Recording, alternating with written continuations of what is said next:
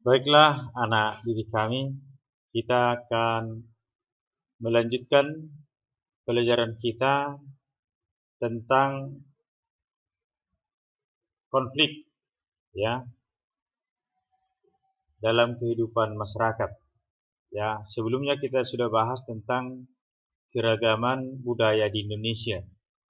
Ya, keragaman ini kalau tidak disikapi dan dikelola bisa dia berdampak negatif. Tapi kalau dikelola dan disikapi dengan baik, bisa dia menjadi berdampak positif, ya, menjadi sebuah kekuatan bangsa dan negara, ya, berdampak secara ekonomi melalui pariwisata. Di sini ada beberapa gambar yang menunjukkan suasana dalam konflik, ya. Pertama adalah konflik dan integrasi dalam kehidupan sosial. Ya, konflik dalam kehidupan sosial. Ya, bahwa yang namanya kehidupan ya selalu berhadapan dengan dua situasi. Pertama bisa terjadi konflik dan yang kedua bisa dalam situasi damai. Tapi yang namanya manusia pasti pernah mengalami yang namanya konflik, ya. Konflik ini nanti bisa antara individu, bisa individu dengan kelompok, dan bisa kelompok dengan kelompok. Baik, pertama sekali kita akan membahas apa itu yang dimaksud dengan konflik. Di kelas 7 sebenarnya sudah kita bahas ini tentang proses sosial. Ya, ada dua, asosiatif dan disosiatif. Kalau anak didik kami masih ingat, konflik kira-kira masuk ke yang mana?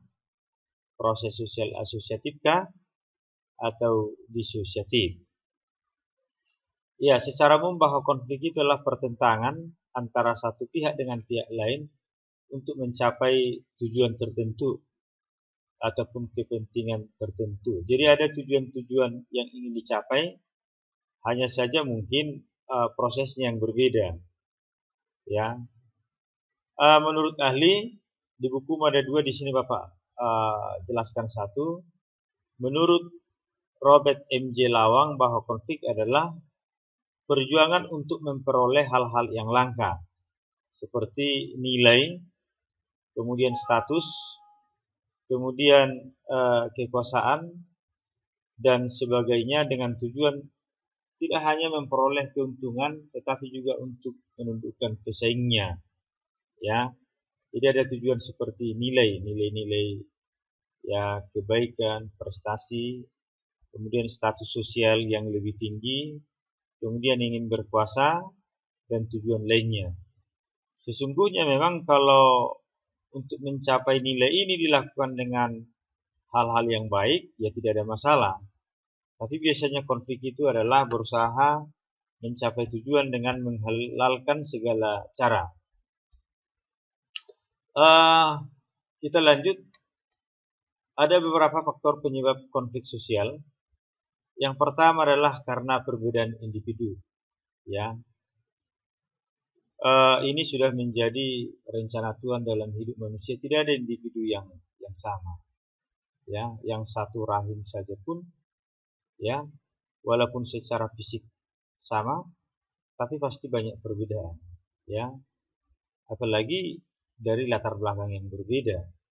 Ya, sedangkan yang satu keluarga, yang kembar sekalipun, pasti ada perbedaan. Ya, perbedaan pendirian, perasaan akan sesuatu hal atau lingkungan yang nyata, ini dapat menjadi faktor penyebab terjadinya konflik. Ya, perbedaan selera, perbedaan kepentingan, perbedaan keinginan, sudut pandang, ya, yang berbeda. Ya, kemudian perbedaan latar belakang kebudayaan. Setiap manusia pasti memiliki budaya dan dibesarkan dalam lingkungan kebudayaan yang berbeda-beda. Dalam lingkup yang lebih luas, berbagai kelompok kebudayaan bisa saja memiliki nilai-nilai ataupun norma-norma sosial yang berbeda-beda. Perbedaan-perbedaan inilah yang dapat mendatangkan konflik sosial jika tidak disikapi dengan baik. Ya, sekali lagi bahwa manusia diciptakan Tuhan tidak sama tapi berbeda. Ya, justru karena perbedaan itu sesungguhnya harus saling melengkapi. Ya, kemudian perbedaan pola pikir. Ya, kalau misalnya ada satu kebudayaan yang menganggap bahwa kebudayaan yang lebih tinggi dan menganggap kebudayaan yang lain lebih rendah.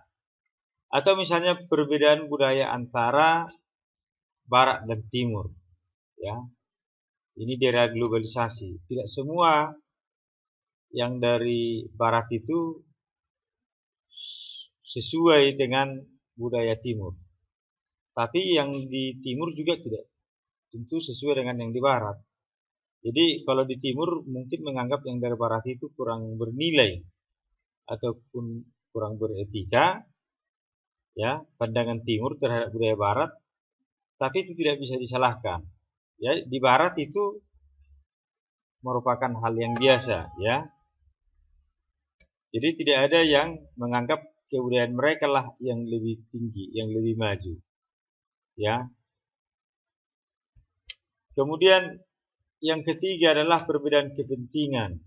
Di buku di halaman 121 ada di situ gambar tentang ya ini tolak ya kelompok aksi demonstrasi menolak pembangunan bandara di Temon.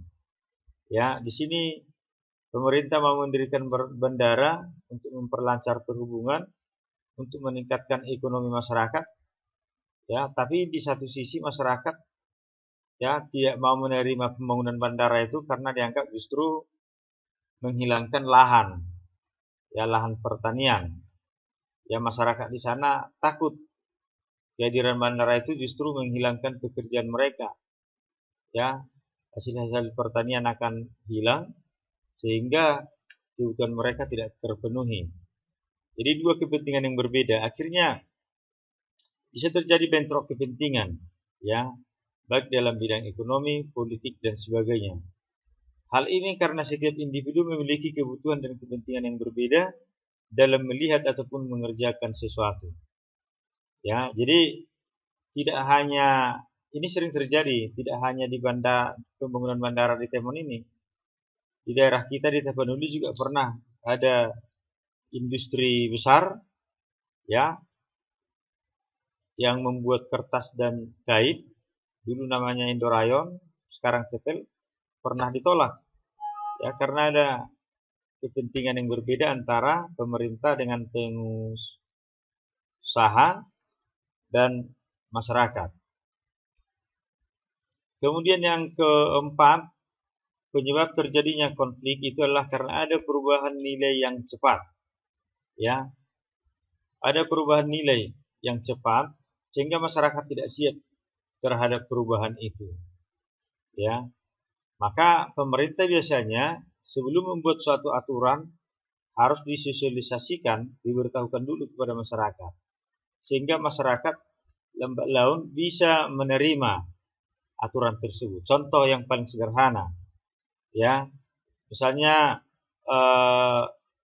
ketika pemerintah membuat larangan di tempat tertentu untuk tidak merokok, ya, tapi kalau karena sudah terbiasa, bagi masyarakat itu pertama dia menolak, sehingga pemerintah membuat di tempat-tempat tertentu, misalnya di ibu kota, ya di ibu kota negara, ya ada area tertentu, ada area yang tidak bisa merokok, ada area tertentu yang bisa.